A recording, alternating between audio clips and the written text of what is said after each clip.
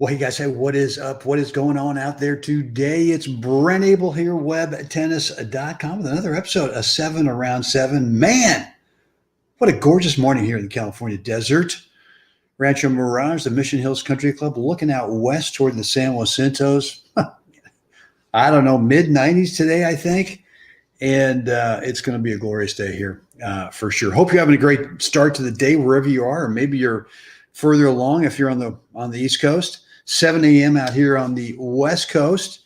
And guys, what we're going to work on today is the Topspin second serve.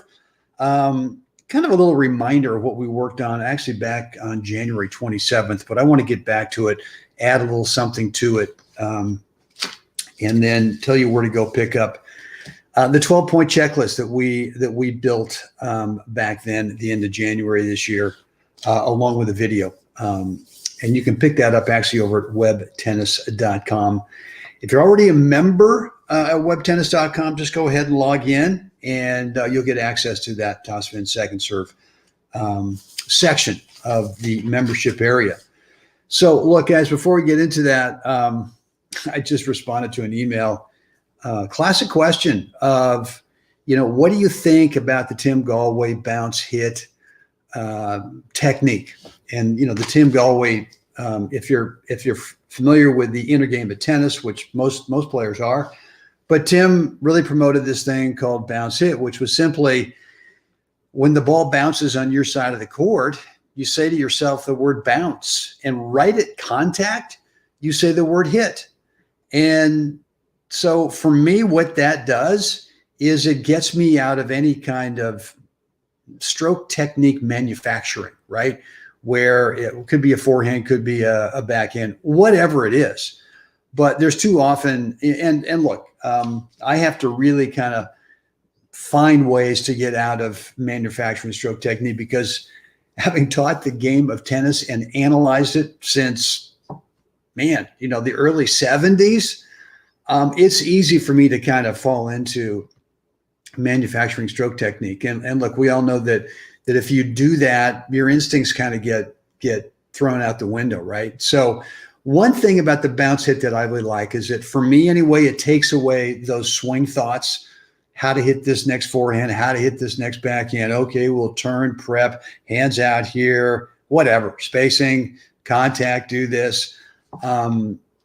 Just can't do that, when we're playing competitively. So, but here's the reality of it: is it works. And there's other versions of it. You can hybrid the bounce hit thing, and it works. But most players, and I'm going to say 99% of the players out there, are not willing to go through the months, and I mean month plural, not 2, not 3, probably 6, probably 8, probably 9, of the boredom, the tedium of just repeating it over and over again and not working on anything else until it eventually becomes instinctive to you, to where the other part of your stroke technique, you're just not thinking about it. I mean, you're just letting it come out on its own.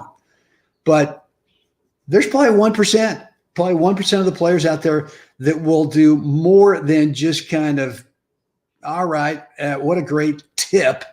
A tip is not a plan. A tip is not not months of actually working on something.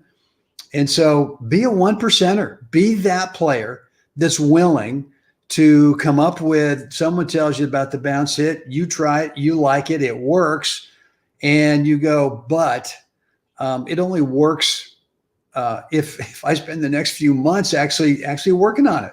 So anyway, be a 1%er in this sense, and I think you'll find that you're going to play tennis at a different skill level. That's all I can tell you. All right, good. So guys, Topspin second serve. I had this thought yesterday, and I can't remember who I was watching. And by the way, Sebi Korda, you got to be kidding me. I mean, this kid, we've talked about him, recently. This guy is absolutely Mr. Smooth. And to me, it's like, is if you're going to teach someone how to play the game of tennis, why wouldn't you teach them, number one, the fundamental of being smooth. Why would you teach them herky jerky or, bang this, and grip and rip? Why wouldn't you teach them smooth? And I look at the difference. Look at this kid's, the family is pretty amazing, right? Dad won the Australian Open. Mom got to 26 in the world. The two daughters are both on the LPGA, world class. I think one of them's number one in some category.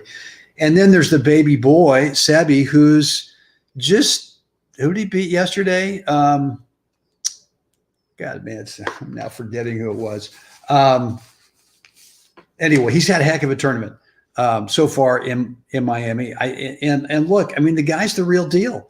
And if you look back at his results, I want to say in October, what is this? Maybe 6-7 months ago, the guy wasn't even in the top 200, I don't think. And now he's banging on being the number one American. So anyway, I just, again, a little off topic, but we already talked about the topspin second serve. But look, this kid is the real deal. And what I'm going to mention to you is that we should always be practicing smooth. We should always be practicing this feeling of being under control, of not feeling pressure, of not trying to get rid of the ball, of actually taking some time to smooth through the ball, smooth out to the finish, and just make that part of your game. What if the game was completely subjective, right? That it wasn't really about winning the point. It was right. There was the American judge, there was the Russian judge, there was the Ukrainian judge, there was the Japanese judge over there. And they were all evaluating you on how smooth you were. They weren't even looking at the ball you hit. All they were looking at is how smooth are you? And my bet is that if you were to work on smooth for the next few months, that a lot of things would change. I'm talking about, and we're going to talk about topspin second serve. And this is what got me thinking about it yesterday was, and I think it might have been Sebi Korda that I was watching. I know he beat Schwartzman.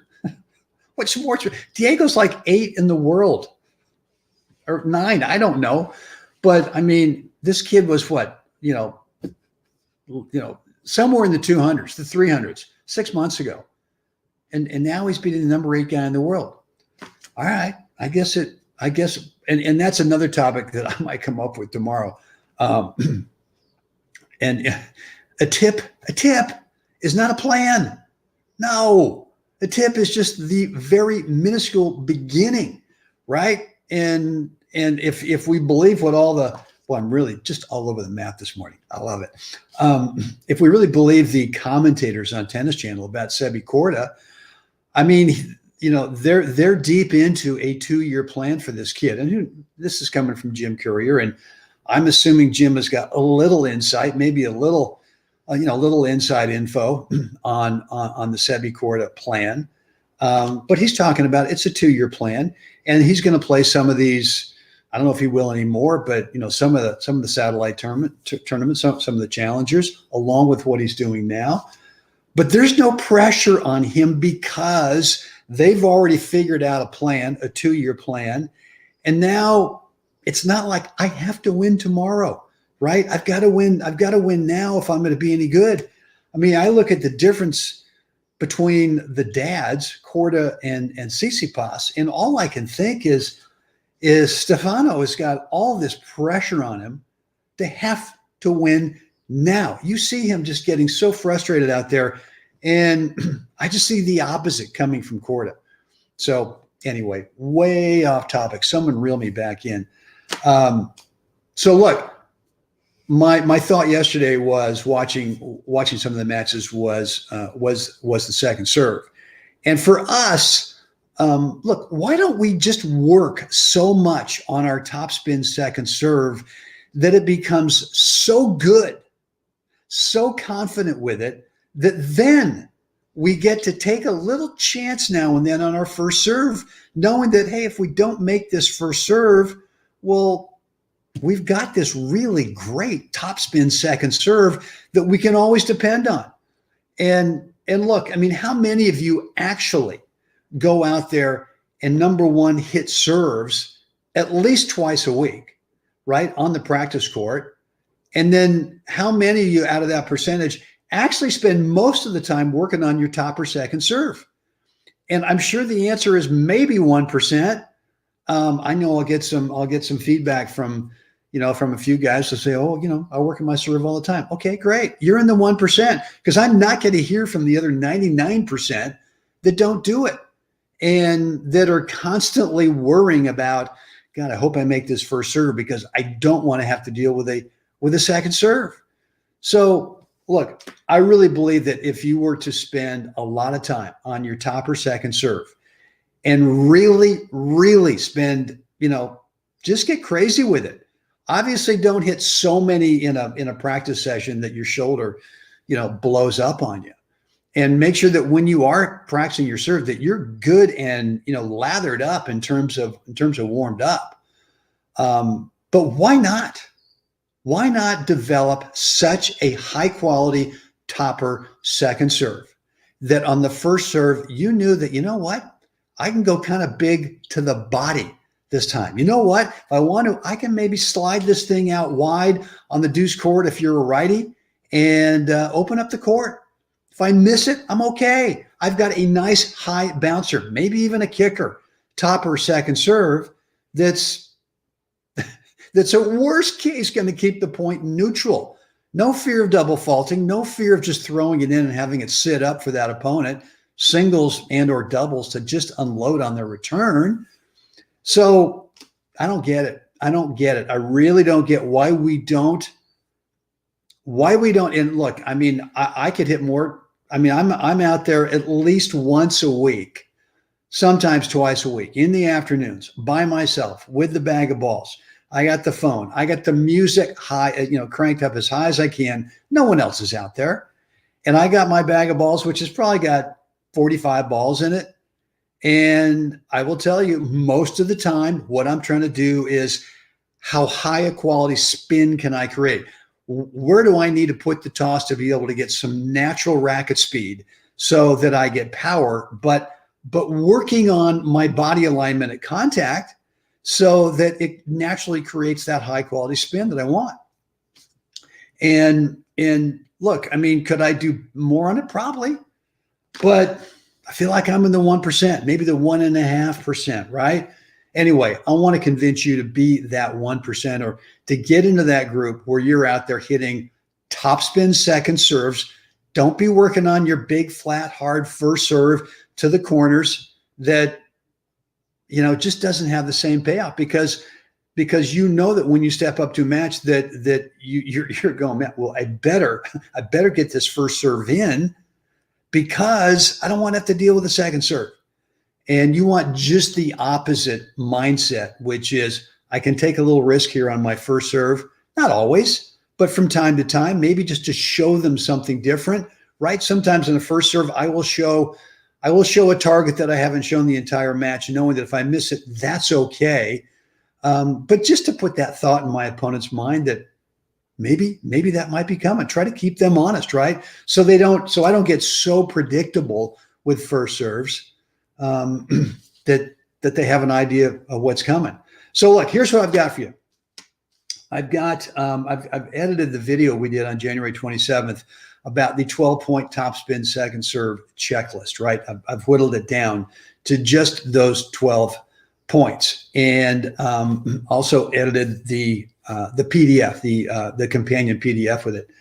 And so look, if you want to get access to that, just go over to webtennis.com. If you're already a member, then it's going to ask you to, well, then you've already got the link for logging back in. But if you're new, go to webtennis.com, get signed up with a first name and email address. You'll be then directed to where you can create your free member, Web Tennis member credentials, which is going to be an email address, and you can choose your own password. And then you can get access to all this stuff about your topspin second serve.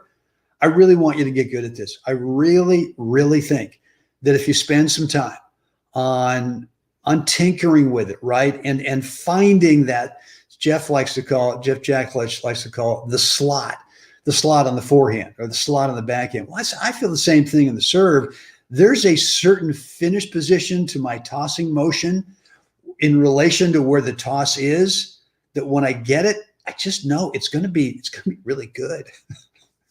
It's going to be a really good topper serve. And once you get good at it, why can't you use that as a first serve from time to time, right? So that rather than having a less spin first serve that you either go body or tee or out wide, why not have another variable, which would be, well, I'm just throwing a top or second serve in here for my first serve. Why can't you do that? You could.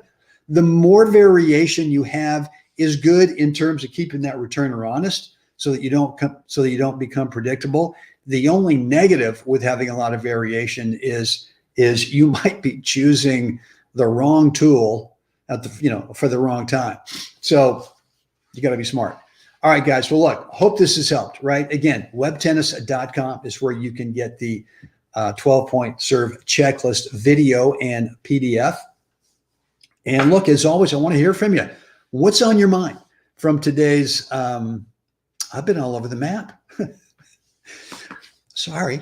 Anyway, what's on your mind from today's episode of 7 Around 7? Right down below in the comments area, let me know. Questions, remarks, comments, whatever it is. Love to read and respond. You can direct message me over at Facebook or you can shoot me an email, brent@webtennis.com. As always, you know what? We'd love a like and a share wherever you are, YouTube or Facebook. I would really, really appreciate that. And if you are at YouTube and you haven't subscribed yet, which by the way is free, you can subscribe to the Web Tennis YouTube channel for free. And then make sure you click that notification bell so you get alerted every time either go live like this morning and or when I upload new pre-recorded video instructional content for you. Guys, with that said, it's time. Let's get out there today. Help someone else have a spectacular day. Guys, I'll see you again next time.